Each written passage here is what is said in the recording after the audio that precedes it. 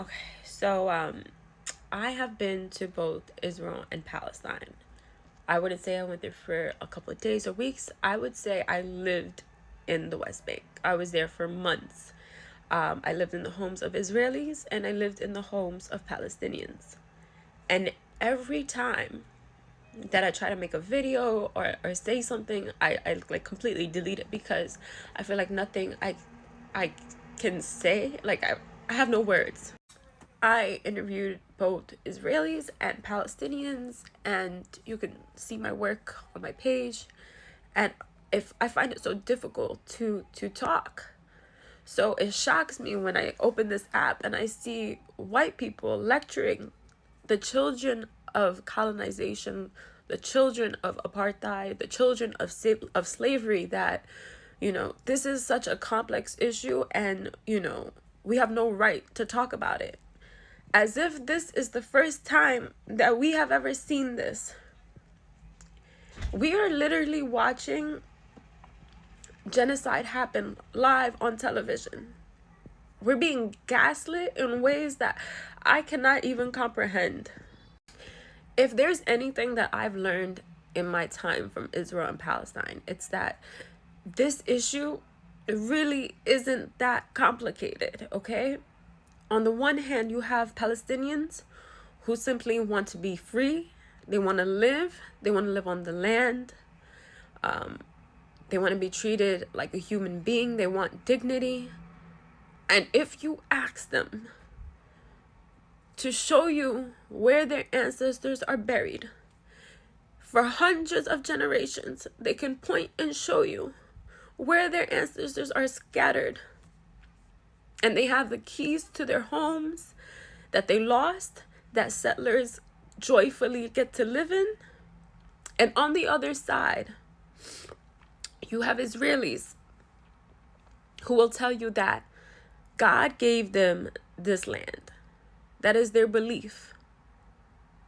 Now, for me, I never knew God to be a real estate agent. And I don't know, as a collective, to what extent do Palestinians have to participate in their reality? We are watching Palestinians in Gaza be bombed to death, okay? They have nowhere to go. They are trapped. And we know this information, and we're saying it's okay. It's okay because look what they've done. When there has been a slow genocide of Palestinians happening for 80 years, and we're having a conversation that this is such a complicated issue. There is this conversation happening that if Palestinians actually become free, that they would kill all the Israelis, that they would kill all the Jewish people. And I just want to say something. You guys do know that there are Jewish people that live in the West Bank, right? There are Samaritan Jews that live in Nablus, okay? They've been living there for thousands of years with Muslims, okay? There are Christians that live in the West Bank with Palestinians. There is harmony in Palestine, okay? There are bars and clubs.